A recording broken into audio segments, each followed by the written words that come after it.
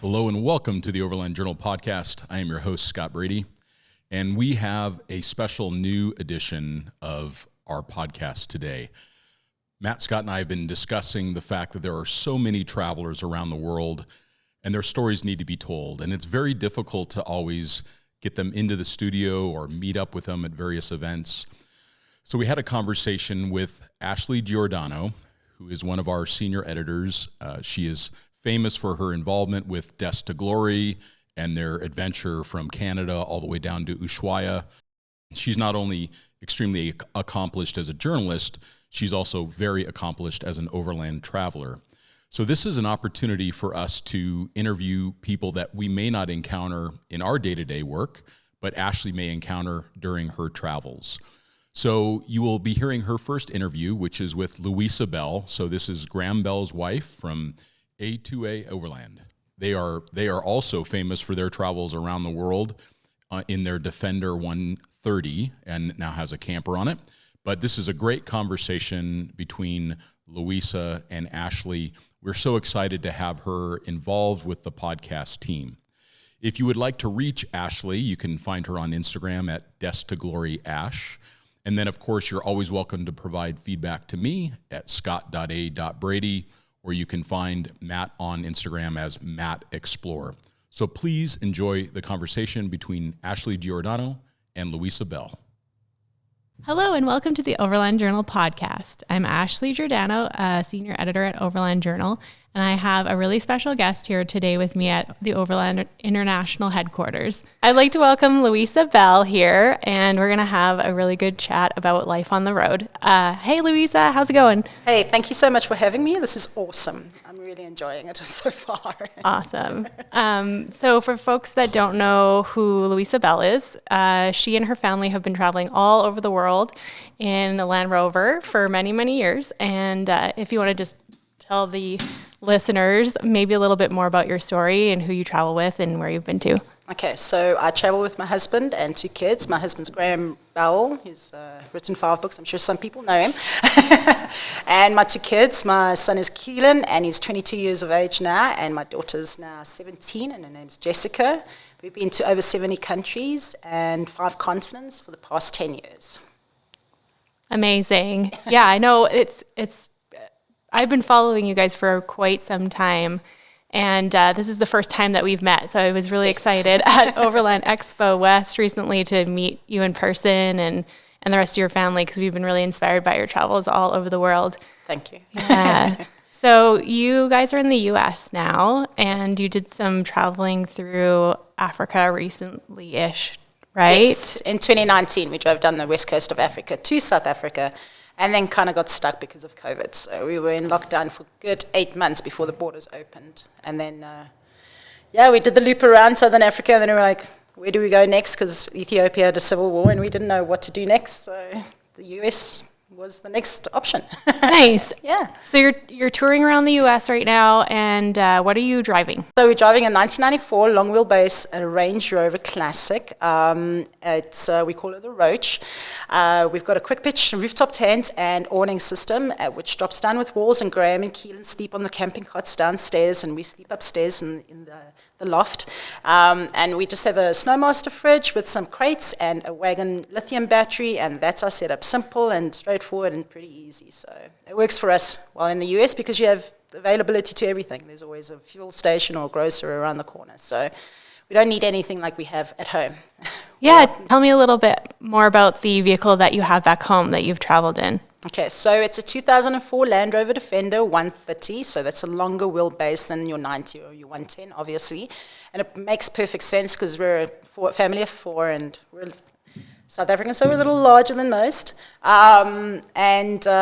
So we had with a double cab with a canopy before, with the door system and everything else. And then when we were in the States in Florida in 2015, 2016, we converted her into a camper. So now we can live inside the vehicle, but while still enjoying being outside. And accommodates 4 of us and is large enough. And yeah, she's handled perfectly since we built the camper. So we were really chuffed about that. Yeah. Nice. And what experiences led to you to decide to create that indoor living space? Well, South America was easy to travel with a rooftop tent, I'm sure you know. It's like you've seen, you guys did it with your vehicle, so it's easy to live with outside space, and so with the US as well. But we realized we were going to Europe and we couldn't do like stealth camping anymore because the rooftop tent is so obvious you're camping. So we're like, if we're going to Europe and Asia as well, it's the same thing. You want to be more indoors or more, hidden from the fact that you're camping. So we could sleep in plazas and everywhere else and no one would be able to you're actually physically camping. And also 4 years in a rooftop tent with 2 kids, it became enough. Yeah. So that was hard work. And our cooking system was we were cooking outside when we were cooking inside and we were tired. Yeah. Totally. So we wanted a little bit of a luxury. And yeah. Nice. So what's your setup like on the interior in terms of bed space? Because you pretty much have 4 adult-sized humans in there. So where does everybody sleep? Well, our system is really great. We've got a lot of windows, so it makes it feel a lot more open than the space that it really. So from the outside, it looks tiny, and when you sit inside, you're like, oh wow, this is huge. So we've got a couch that we can sit on, and then. There's the floor, the passageway is actually a bed. Okay, yeah, nice. So we just put the mattresses down from the couch onto the floor. And I used to sleep there, like so, under the kitchen sink. But now Keelan's taken over sleeping on the floor because, no mother should be sleeping on the floor in the passageway, as he says. And then so the double cab was cut, and it was just now the 2 front seats, and then you got the back seats, but with the seats are now facing towards each other, so it's facing inwards, and that becomes a bed, and then there's a steel frame around just after the cab, and that is like a little loft area, and it's like a bunk bed thing, and then the mattress is up there. So when the rooftop pops up, which pops up to just over 6 foot, so Graham can stand in there fully. Jessica's bed is on the top there, so she gets I call it a coffin area, but she loves it. It's a little private little space. So we sleep perfectly fine. It's fantastic. I love it. Nice. It sounds like you've utilized the space really well, which is so important for those vehicle builds. Yes, we have. Nice. That's great. So let's go back in time a little bit. You have all this experience overlanding all over the world now. And at one point, you and Graham didn't live this lifestyle. No. You're from South Africa, right? Correct. And take me back to when you lived in South Africa and you were living what you guys called the American dream in South Africa and what that looked like.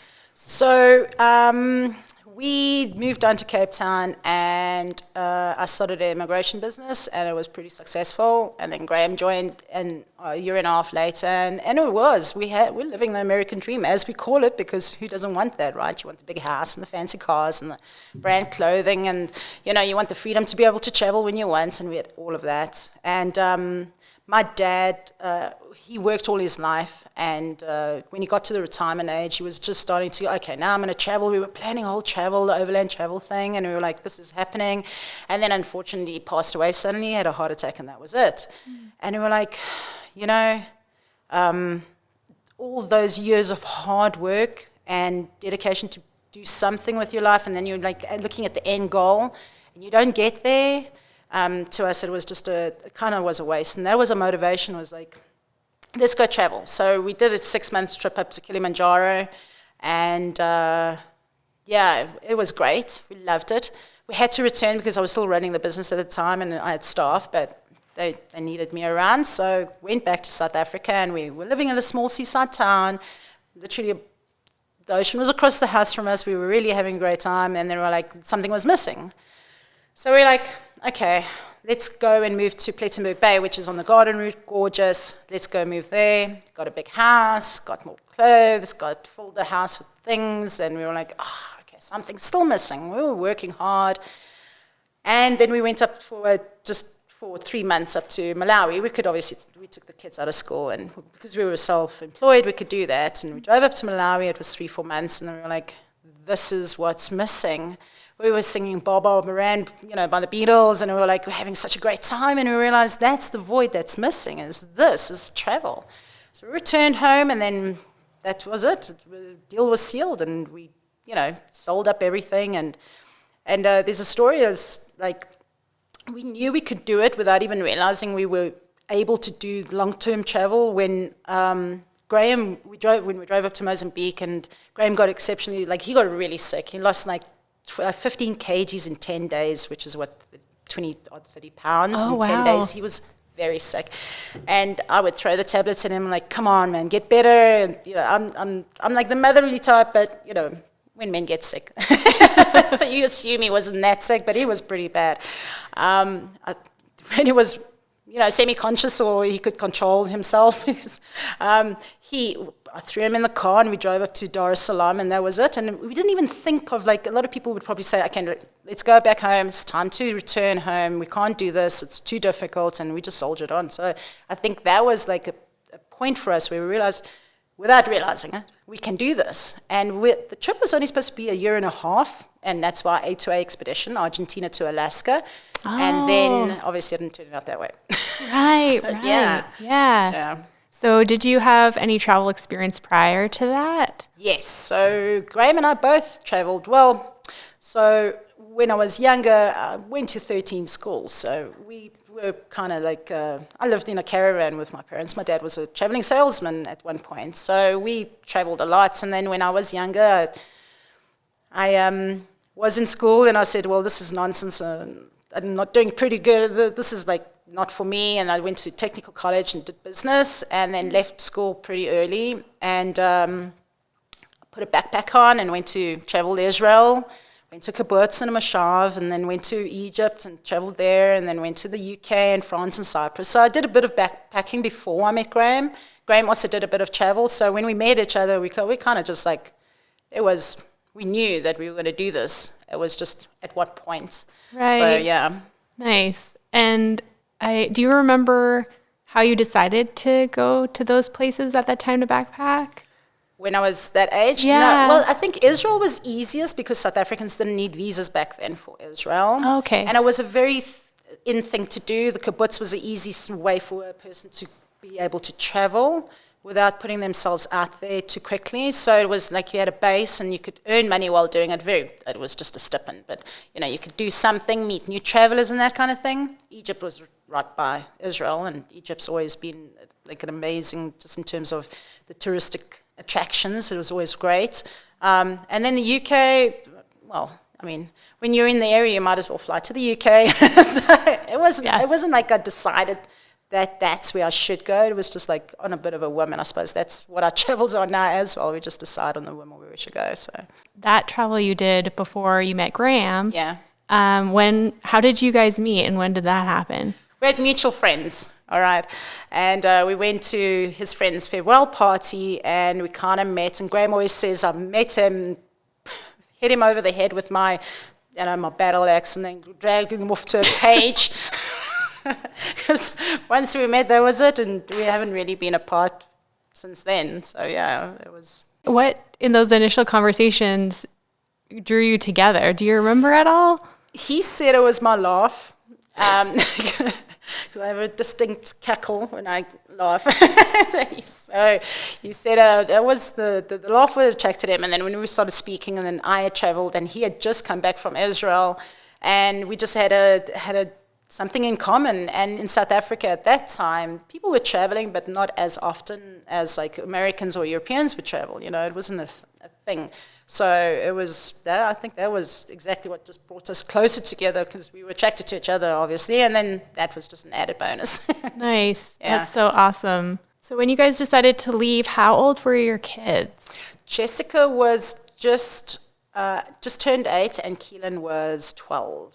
So they were still young enough to be able to do it. We had always camped, we had always traveled. So that was great. They were comfortable with camping or traveling.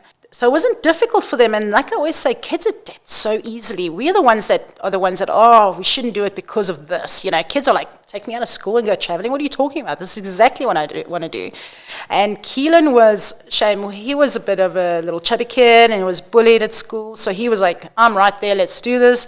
Jessica was still young. She didn't, obviously, she had a few friends at school. She loved school. But she was 8 years old, so she had a bit of a say in whether we could go, but it wasn't that much, obviously. But so yeah, they were young, and to travel with, I think. And that's why I say when people say, oh, my kids are too young, and I'm like, that's the best time to take them. Right. Yeah. I think Not a that lot of difficult. people are intimidated or afraid to bring kids with them on their travels, which, I mean, in some ways I can totally understand their hesitations. But yeah, you guys took the leap with your kids, and what have you seen in them that's changed over the years since you left? Keelan, I just, this weekend at the expo, we were selling books, and he's fantastic. He can talk to anyone, and he will stand there and chat to them for like a half an hour, and the person will be just like, what the heck? He's 22 years old. Most 22-year-olds wouldn't, they don't want to talk to anybody, or they got some issues, or they're shy. He is fantastic. He has completely transformed into this amazing man who's highly intelligent, who's so friendly, is a big giant, he just wants to hug everybody, that kind of. I love him to bits, obviously. Yes. And then Jessica, she has got this personality on her and this humor. Oh man, she gets me every time. She's so quick, and she's smart, and I think the thing is, like, a lot of people are so worried about their kids not getting the education, sitting in the classroom. They'll be fine. They actually turn out better than I think they ever would have been if we had still stayed at home. I think they are, 10 times the people they would have been. Yeah. Did you do homeschooling on the road? Yes, yeah, we did. So in the beginning, we were like, let's make this, do it properly. The education, the kids got to get an education. So we did school books this high, a pile of school books that high, and I was just like, every time we stop somewhere, we'd have to dedicate that time to do the schooling. We'd be on the beach in Brazil, and the kids would have to do schooling. And eventually I realized, it was like 2 years in, and I realized this isn't working. And we're unhappy. The kids are unhappy. That was such a strain on our travel, and there was so much already going on that the last thing you want to do is add more difficulties to that stress already. Because it is stressful to travel. It's a vacation, but it's not that kind of vacation. And I said, turf it. Let's just do English and maths.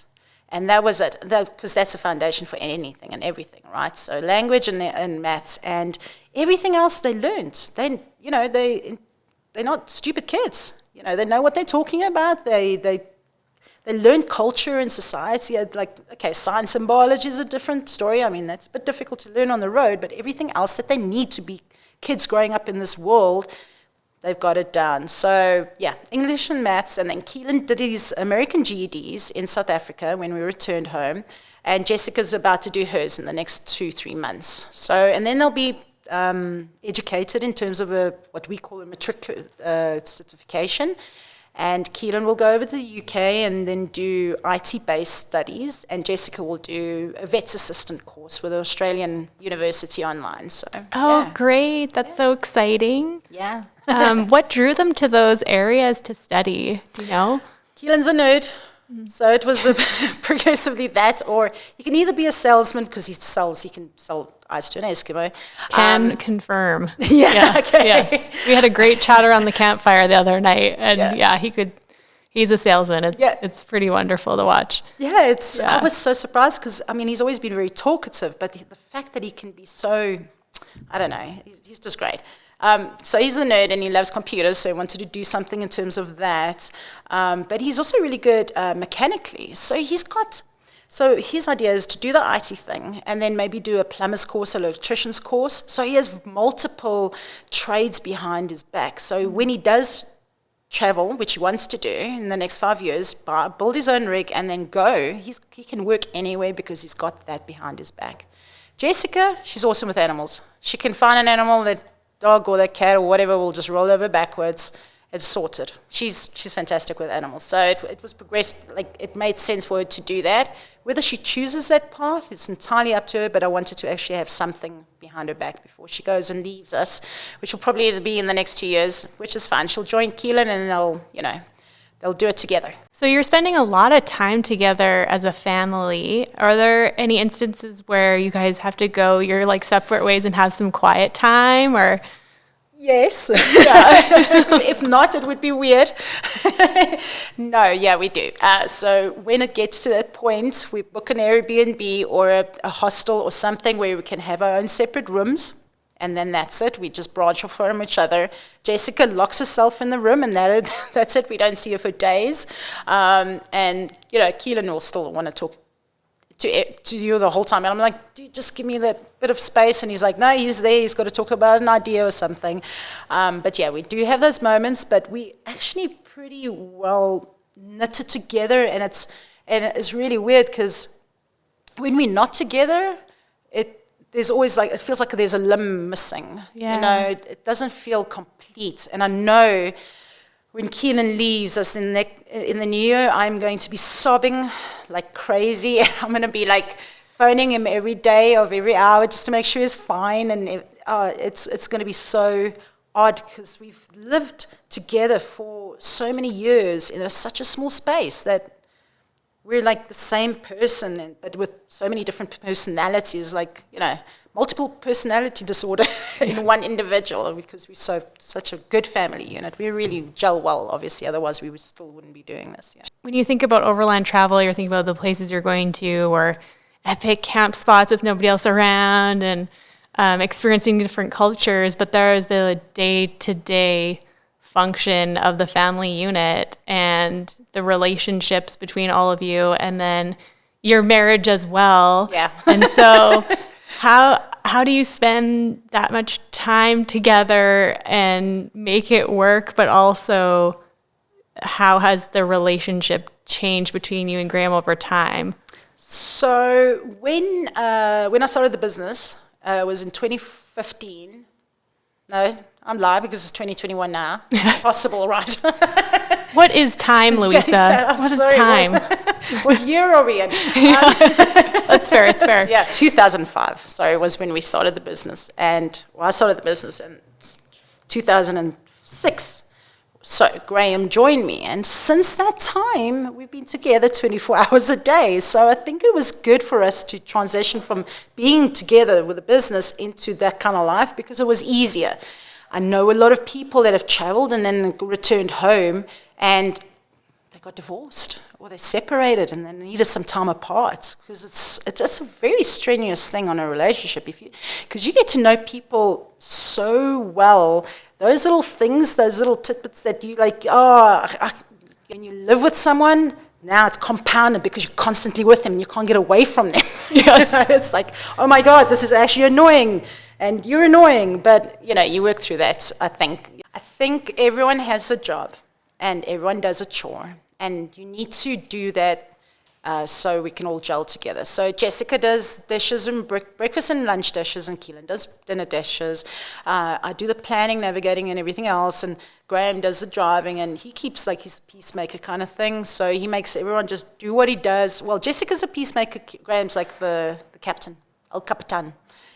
But yeah, that's exactly it. We live in such a small space. No one can have an attitude. No one can be obnoxious, pretentious. And that is exactly what it is. I think that's why it does work for us. So yeah, we have arguments. We do fights. We don't fight. Fight is a terrible word. I don't like that. We disagree.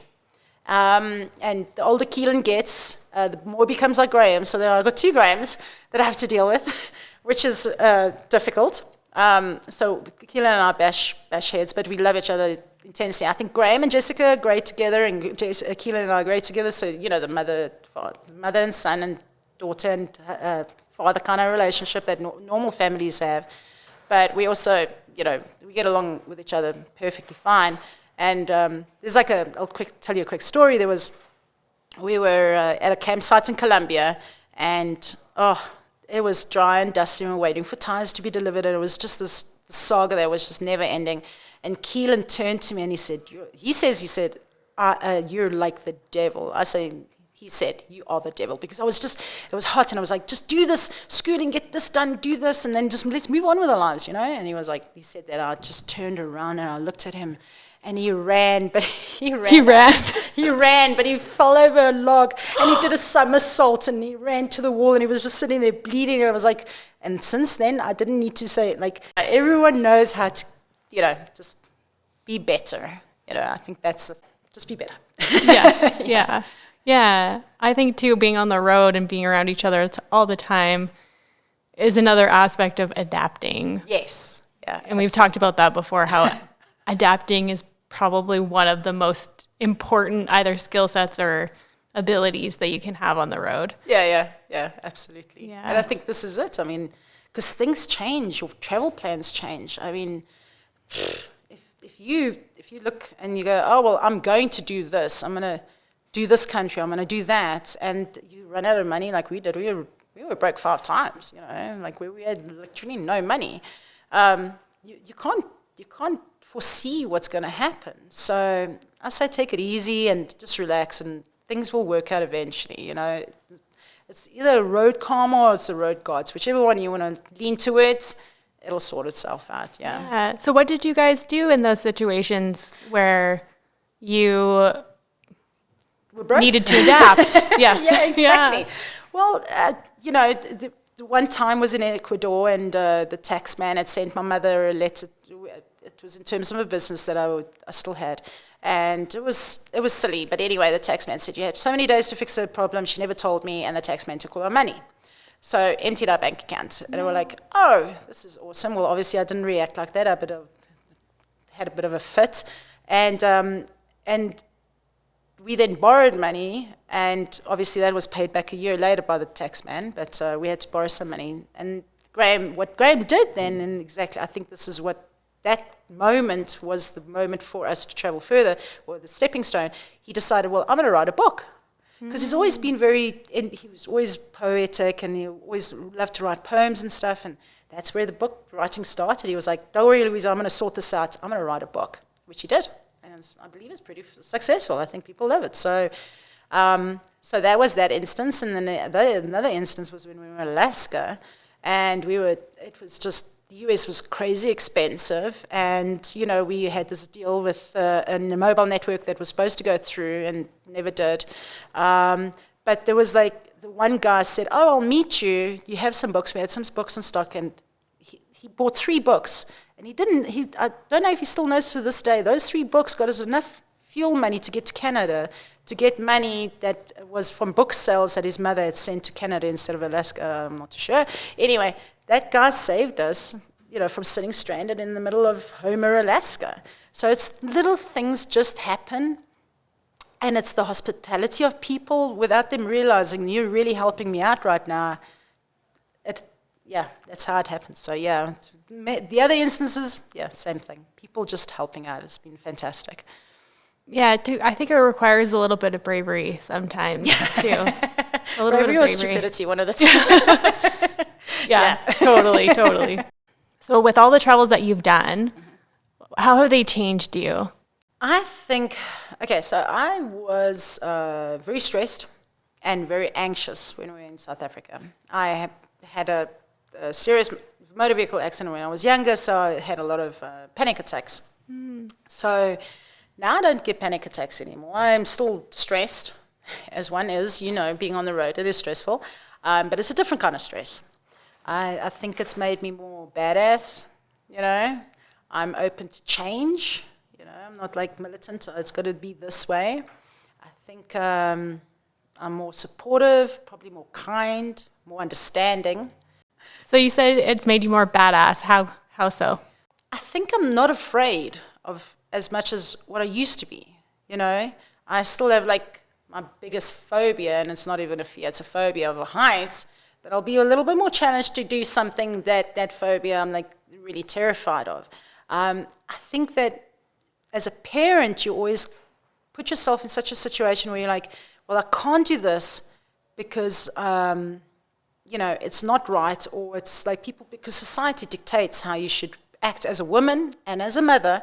And if you don't fall into those 2 brackets, that's wrong. Like someone will listen and go, oh, you were broke 5 times with kids. How irresponsible of you. And you're like, well, no, because it worked out, right? If it didn't work out, there's always something that helps you out. So for me, it was the fact that I can do things without thinking about it too much. Like, just do it. Have a bottle of wine and go, oh, well, I'm going to French Guiana and Suriname and British Guiana and cross the Amazon, without thinking about it. It's just like, I'm going to do that. And I think that's the difference between me and the that Luisa back those years, well, I wouldn't have done it that way. I would have been like, okay, let's plan it. Yeah, there's an interesting balance, I think, when you're on the road of it gives you an increased sense of confidence, but at the same time, you're more worried about simple things, like where am I going to find food? Where am I going to camp? Where are we going to find water? Where are we going next? Yeah. And those are very kind of basic survival skills, I guess. Yeah. Whereas at home, you're worried more about all of these other things. And so you have the confidence to move forward, but also different stressors, I guess. Yes, exactly that. Yeah. It's like you go, when we came back to South Africa and visited friends, and they want to know your story, but they don't want to know your story because you know what it's like, you know. And then you're like, and then they moan about the things that really shouldn't be important, but really are. And you kind of go, damn, yeah, you know, dropping my kids off at school, a queue of people, the mothers and stuff like that. And you kind of go, that was me. Damn, yeah, and I'm out of it. Yes. I remember Richard, my husband, when we went home, he was working for a geothermal heating company. Mm-hmm. And he had a call from a client, and they were like upset that their towel warmer wasn't heating up quickly enough. And this was after we came home, and coming home's really, really hard. It's like reverse culture shock, and you've seen so much, right? And he was just like, I can't do this job anymore. And I don't want to criticize somebody about a towel warmer, you know what I mean? But I think it's just having that perspective of, what do you really want, I guess. Yeah. But it's for different folks, you know. Some people will do like 2-3 months trips. As long as you're traveling and experiencing different cultures and putting yourself out there, that's enough. Yeah. You know? If that's what you want to do. Exactly. Or if you want to ride horses, do that. Or if you want to go hiking, do that. You know, this is just one facet of living your dream, so to speak. Exactly, yeah. Being out there. That's the most important thing, actually being out there, appreciating nature and life. Totally. Yeah. So you were talking about society's prescribed roles for women. What do you think the benefits are of being a woman on the road? I think it's jack of all trades. I mean, I was always that way. I was business orientated, make the money, because, you know, I grew up relatively poor, can I say, in American standards anyway. And so for me, it was all about making the money, like, you know, the American dream. And now it's like I do the electrics on the vehicle, and, you know, I do all of that. I am the mechanic's assistant. I do navigating, I do editing of the books, I do graphic design of the books. I'm like, and all the things that don't make me money, obviously. But you just become different. You change in that sense that you're willing to explore different avenues that I would never have done before. I would never have seen myself in this role where I can do so much more than I was before I left, you know.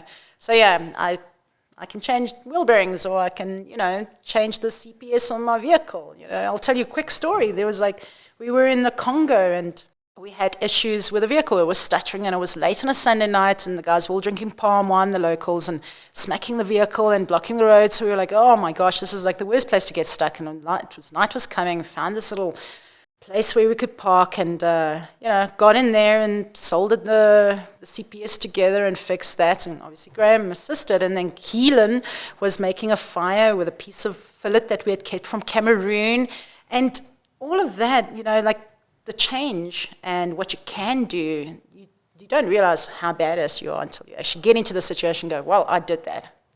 Kudos to me, kind of thing, you know. So yes, women, that whole situation where you have to be the cook or you have to be this, it changes completely when you're on the road. So, yeah, I love it.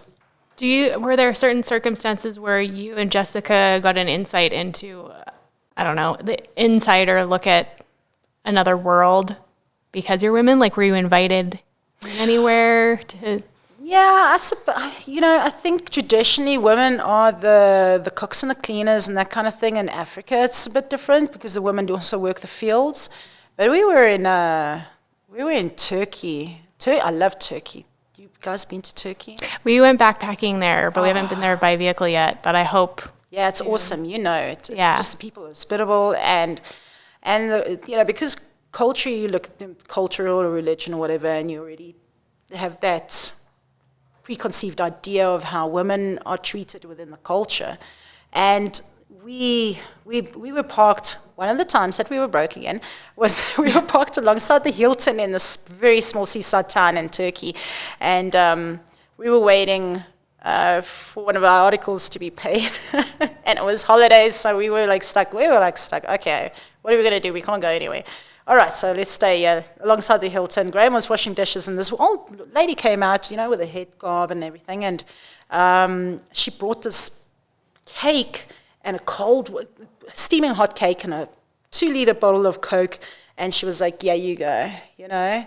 And it was just amazing the way that she just came out, because, women aren't, and we weren't there, Jessica and I weren't there, she just brought it out to Graham and Keelan, and, that culturally, she shouldn't be talking to just random guys on the street kind of thing. And then we went into a house and sat and chatted for 3 hours via Google Translate, because she wouldn't speak a word of English and I didn't speak a word of Turkish. Women are strong individuals, and across the world. And we've got a saying as strong as a Bolivian woman, because wow, those Bolivian women. Yeah. They're probably 60 years old, but they look like they're 100, because they're dragging the pieces of wood or the rocks or whatever on their backs.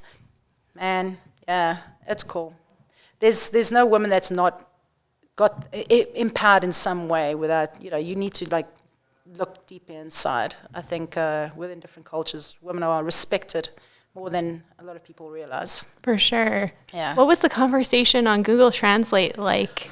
It was just weird. We spoke about so many things, like why do we travel, what we travel, and then we spoke about her family, and her daughter was actually a TV dietitian. So she was so she was on TV talking about diets and stuff. And she phoned her, and she was like, "Hey, I got these people here," and she was like, "Hey, if you're there for the next weekend, I'll fly in, I'll show you around." And we're like, "Oh shit, no, we don't have money to be entertained firstly, and once we get our cash, we're out of here." It wasn't but it was, so it was random stuff, and she just wanted to give us stuff the whole time. So she made more food while we were sitting there waiting, and the guys, and Graham was like, "What the heck is going on?" And I'm like, "Well, we're just chatting."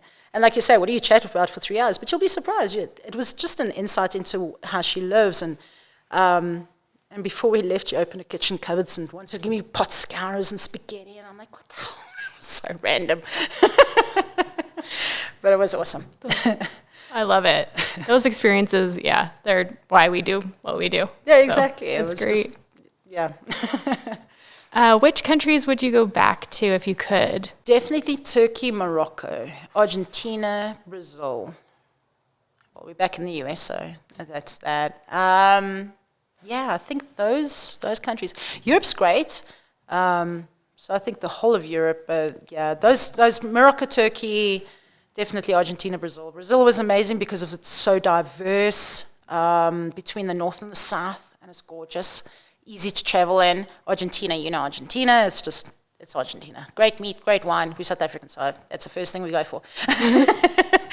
And Turkey, the people are fantastic, and it's so easy to travel in, and Morocco is just gorgeous. There's no beating those 4 countries for me personally, and obviously the US, because it's the ease of travel, and you guys have got such amazing parks and trails, and it's fantastic. Yeah, people should travel more in their back garden a little bit more, because it's definitely worth a while. A lot of people ask about security and the feeling of safety. Did you ever have an experience or experiences where you felt like you were unsafe? Yes, unfortunately. 2 occasions. Well, not two countries, different countries. The first one was Nigeria. And, you're not, because most people, yes, Nigeria. It was a beautiful country. And the people in the beginning, I think perhaps that's the thing, it's different regions of Nigeria that we experience different hospitality or feelings. The first part of Nigeria was amazing, and everyone was like, "Oh, you're welcome," it was that kind of just amazing hospitality. And then we hit to a certain region, and I think that's where it just went to hell, We saw a dead body lying on the side of the road, and then there was a shooting outside a compound. A woman was shot outside the compound where we were parked at, And then the guy that we had convoyed with, he caused some issues and had a chap pull cock the AK-47 at him. And so that, I think, just made it worse. But then you got into the Highlands and it was gorgeous, and it was 4-wheel drive for 4 days, and then it was just like Scottish Highlands. It was amazing. It was gorgeous. So Nigeria felt unsafe, but I think it was also the circumstances we were putting ourselves in. Like, so if we hadn't convoyed with that chap, we probably would have felt a lot safer. So it's like how you travel, and we don't usually convoy because we don't like being at the hands of, at the mercy of someone else. And then South Africa is obviously a little bit more difficult. We were robbed 3 times. And that made us feel unsafe. I mean, we were in a municipal campground, and the guy got a ladder and was standing staring at me with the window open while we were sleeping in the camper at like 3 a.m. So it was just random stuff like that. I would suggest just travel to South Africa. I'm saying it's not that it's dangerous, so maybe just choose your spots. It was a silly thing for us to have camped there that night. So yeah, do travel to South Africa because it is gorgeous. Sorry. Yeah, no, I think that's the thing, is that you can experience, you can have experiences like those anywhere in the world. Exactly. You know, like Vancouver in Canada, things can happen like that there too. Exactly. So yeah, it's just about listening to your intuition, and that's not the majority of the time traveling are experiences like those, I guess. Yeah. That's what I'm trying to say. Yeah. No, I agree with you. It's like like I say, if we didn't convoy with them, we probably wouldn't have felt that unsafe, and the shooting outside the hotel would have been not okay. At no point was it okay, but we would have felt safer because we were also convoying with the same guy, and he was standing there talking loudly, and we were like, if the locals start running and hushing up, that's what you should be doing. So I think it's just being more aware of your surroundings, and then you won't have that situation. It's important to realize both sides of it. I think be prepared, but also have an open mind. Are there instances where you feel afraid when you're on the road, or does that not happen very often? No, I think maybe like when you stay at a place, like we'll rent an Airbnb or something for a week or so, and then you always have a little bit of a nervousness when you get back on the road. I don't know why. It's just like, oh, damn. You know, you want to get back, but you're like, what's going to be around the corner? Because you had that like little piece of heaven where everything was fine, and it wasn't your place you needed to worry about. You didn't need to go to work, but you were working, but you didn't have to physically go and, put yourself there into the community kind of thing. And then you're like, oh, I'm leaving. I've got to go back on the road. What's around the corner? But that's about the only, besides that, there's nothing really else to fear than fear itself. It's true. That's good advice. Yeah.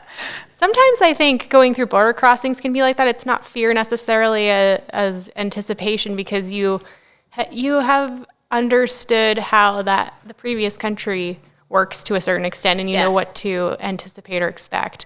And then you get to the border and you're like excited, but you're also like, oh my gosh, everything might be about to change, and how are we going to adapt and fit in? I don't know.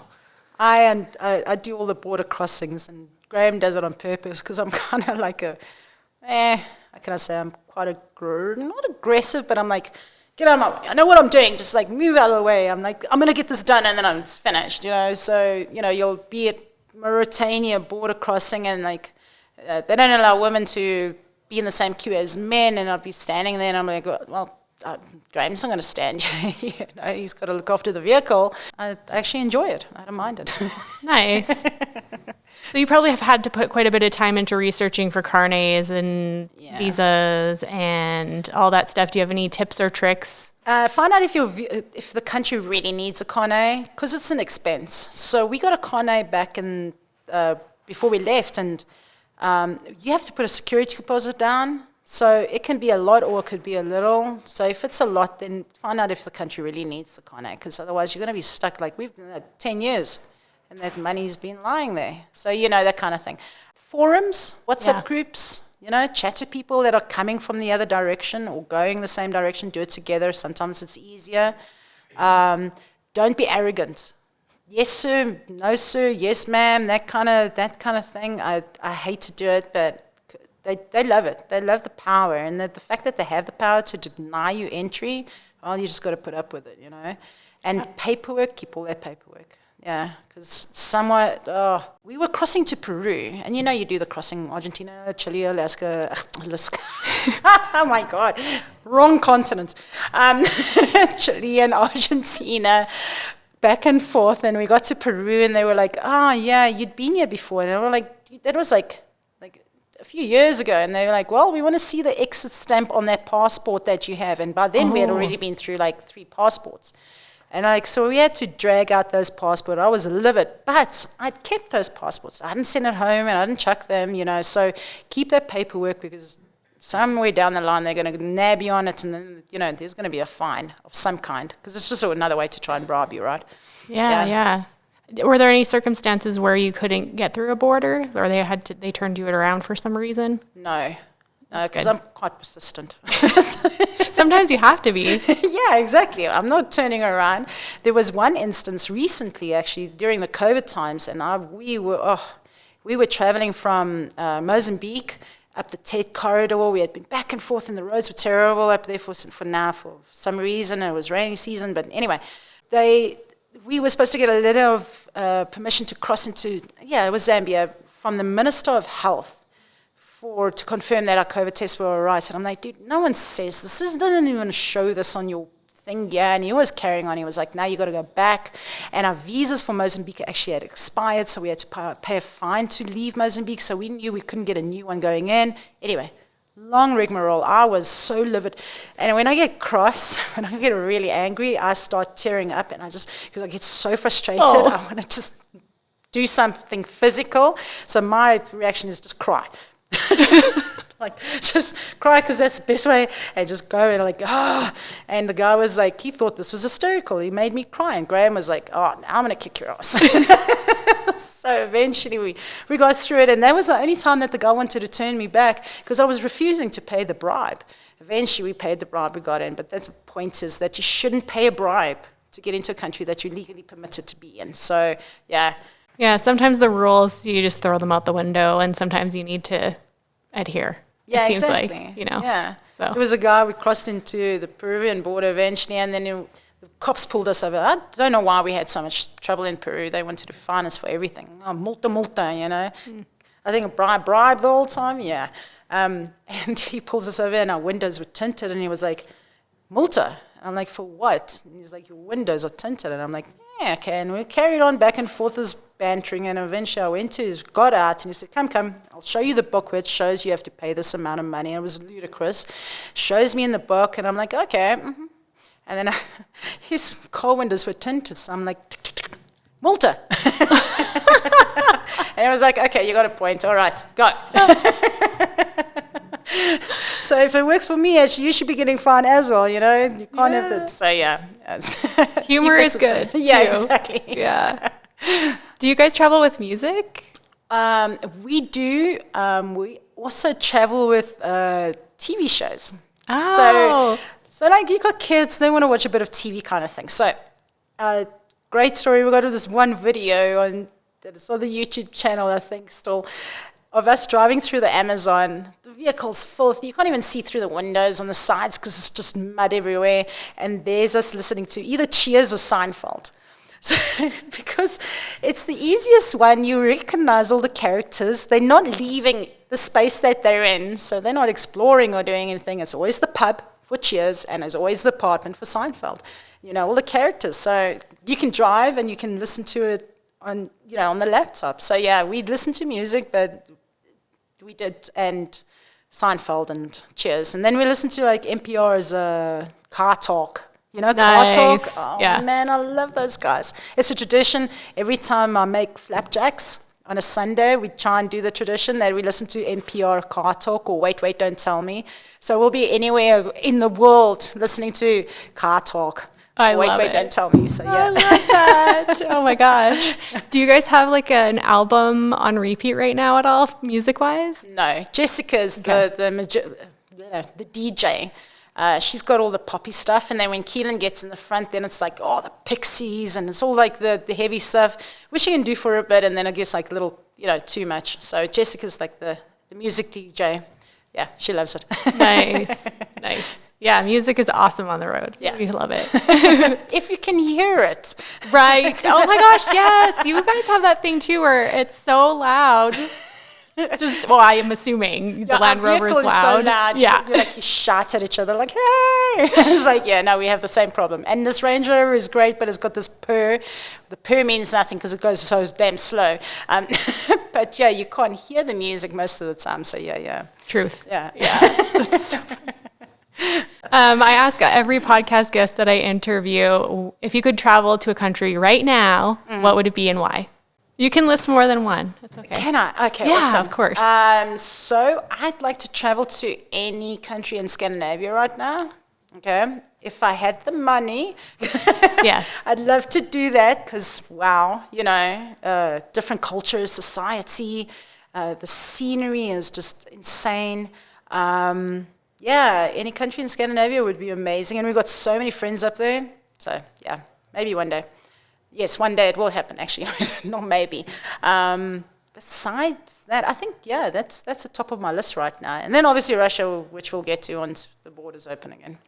Yeah, what draws you to Russia? Well, you got to do it, right? We've done that and that and that, so we got to do that. So, yes. And it's, yeah, Vladivostok, you can't say, we've done a lot already, so we've got all the little badges, but Vladivostok's like the final frontier kind of thing. Yes. The final trip, and once we've done that, then we'll have to figure out then we'll go Scandinavian, then there's so many other countries or lands unexplored, I suppose. Absolutely. Yeah. New Zealand, woo, yeah. So actually I wouldn't mind going to New Zealand now. So there's one question that Scott Brady asks in every single podcast episode, and I'm going to piggyback on to it because I love books and reading as well, but what's your favorite book? So, when I have time to read, which is not often, but the one book that really stood out to me and resonates throughout the whole, what we do, is The Tribe by Sebastian Junger. And it explains exactly, it's a short book, it's not very big, but it carries the message of what we do. It's about the tribe, overlanding, or a tribe of people that share the same common goal or knowledge or aspire to do the same thing. So yeah, read it. It's really good. And he's got a few more that's come out, but yeah, The Tribe was his best one. Were there some specific things in there that resonated with you? Well, no, just everything. Just everything. It was, you read it and you go, oh, that's me. Like, yeah, it's fantastic. That's a great recommendation. Yeah. Thank you. Cool. So where can people find you online if they want to learn more about you and the Bell family? Well, we have got a website, which is a2aexpedition.com, and it's A and then number 2, aexpedition.com. Quick story, we went through South America and we were like trying to tell everyone, like Argentina to Alaska, but you try and tell a Spanish person, a dos a, they're like, what the hell is a dos a? So yes, it works only in English, unfortunately, but a2aexpedition.com. And then we've got a Patreon account, a YouTube account, a Facebook account, and they're all basically a2aexpedition.com. Graham runs all the social media, so the Instagram is in his name. It's Graham, which is Graeme, not H, .r.bell. And you can find our books there. And how many books? Promotion. Yeah. How many books are there, and what are the titles? Okay, so we have 5. The first one was We Will Be Free, which is the most popular because it's us extracting ourselves out of normal life and living and heading South America for the 3 years. And then there's La Lucha, which is the fight. Getting up and having the money to tour North America and then rebuilding the vehicle from the double cab into the camper. And there's Europe Overland, which is then traveling Europe from the UK to Turkey and across down to Portugal. And then there's Mud, Malaria, Guns and Miracles, which is the West Coast trip down the west coast of Africa, down to South Africa. And then the second book was actually Travel the Planet Overland, which is a how-to guide to do what we do. So it tells you how to choose an overland rig, how to motivate your significant other, how to educate your kids, online resources, recipes, how to toe mechanical, experience, work. And then we're actually rebooting that one or rewriting it into a bigger version, because that was after 3.5, 4 years of experience. Now it's 10 years of experience. So it's going to be a massive hardcover color book, and that is going on to Kickstarter in the next week or so. Awesome. Yeah. That's such a wealth of knowledge. Yes. And where can people find those books? Also on a2aexpedition.com. It's better to buy from us than to buy from Amazon, because we get the cash. Perfect. Jeff doesn't get it.